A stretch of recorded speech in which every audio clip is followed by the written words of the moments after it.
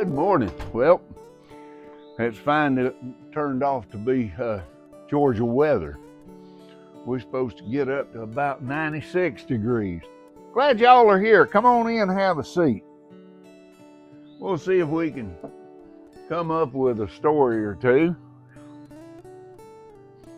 Oh, me. Lord, it's hot already. Last night I was watching the news and it showed what looked like a gas explosion. I don't think they ever called it that, but they did say that there had been someone had reported smelling gas prior to the explosion that I think it injured a couple of firefighters. And it brought back an interesting story that happened to me back when I was at Bergstrom Air Force Base in Texas. That was a SAC base. We had B-52s and KC-135s. Most of our efforts, firefighting wise, were usually on the crash side of the fire station. But at this particular time, I happened to be driver on a structural truck, 750 pumper. I think maybe nowadays professional fire departments or so may call them engineers. They did it one time, but they're the drivers on the truck. The reason they call them engineers is they've got to be able to figure volume, pressure, height related to how much additional pressure. In other words, they have to control how the pumps on these things work. Now, if they're running off of hydrants and this, that, and the other. But anyway, let me get back to the story. We got a call one day, the station got a call reporting a gas leak. Like I said, we were out in Texas and natural gas was the most common source of heat for cooking and warming your house. Everybody had natural gas. Some people used electricity, but natural gas was the cheapest and most efficient and used in that area. So we were always responding to gas alerts. People would smell gas. Most times it would be a leak where they'd left an eye on the stove or something. They weren't evidently had a lot of natural cutoffs if it left on or something. But anyway, we got a call that there was a gas leak detected down in the housing area. Now, we had several housing areas. An Air Force base has got between most of them 5,000 and 10,000 personnel, and they've got a lot of housing. People live, your single guys mostly live in barracks, or they live in a housing area that are usually either single family or some of them are multi-family dwellings. Where this one were two-story kind of, I forget, they had a downstairs and upstairs. There were 2 stories and they were block buildings. They might have 4 residences in each building with 2 stories to each one. Well, we got a gas leak call. We're heading down there with their truck, and I'm driving and heading for the location.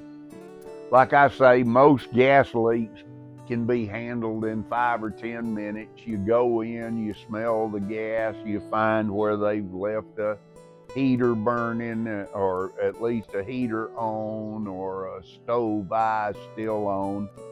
You go in, you turn that off, and you vent the place. You open a few windows upstairs, downstairs, create cross ventilation, and get rid of the gas.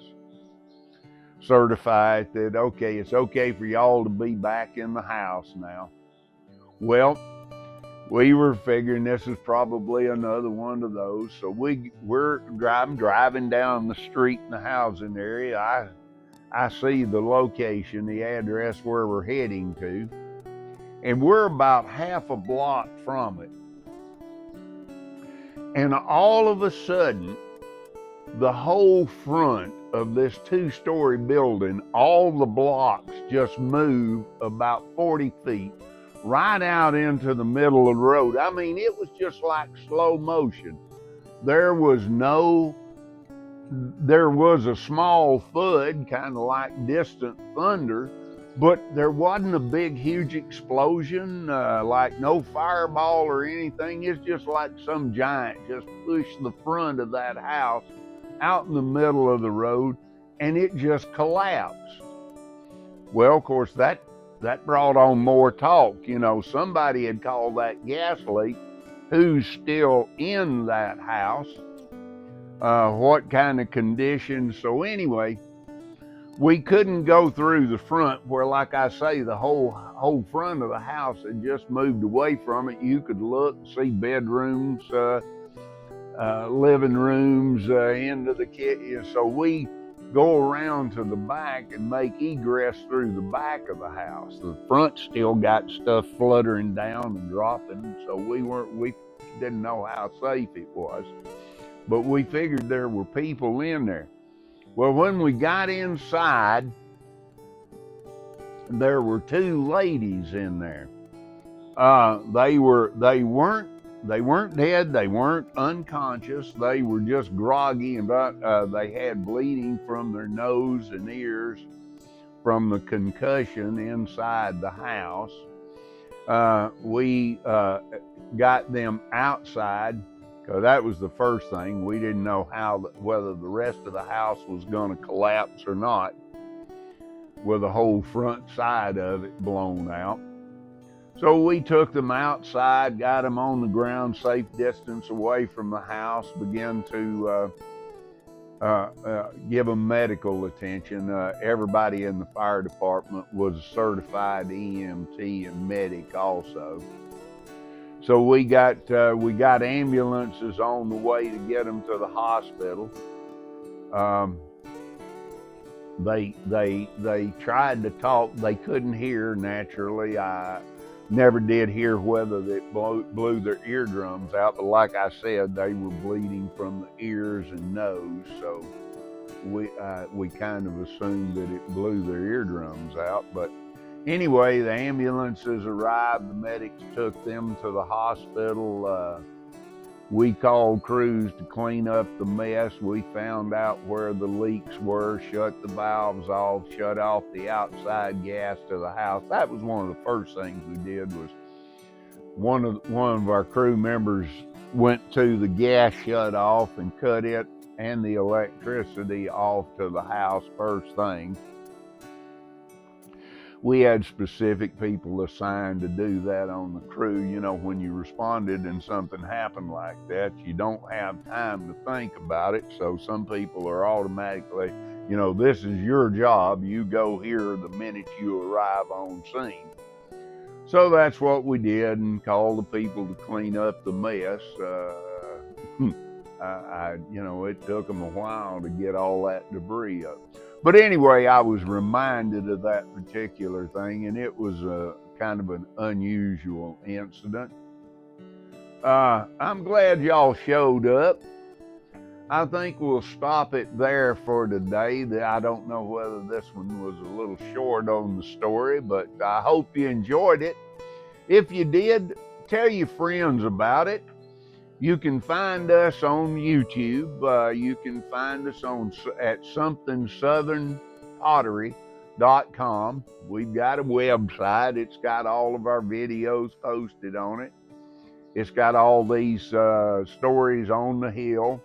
Plus, it's also got 8 or 10 instructional videos on making potteries and demonstration videos and some teaching videos, so check it out. Like I say, if you enjoyed it, tell a friend, invite them to come on Fridays, and we'll see y'all next week. Have a good day.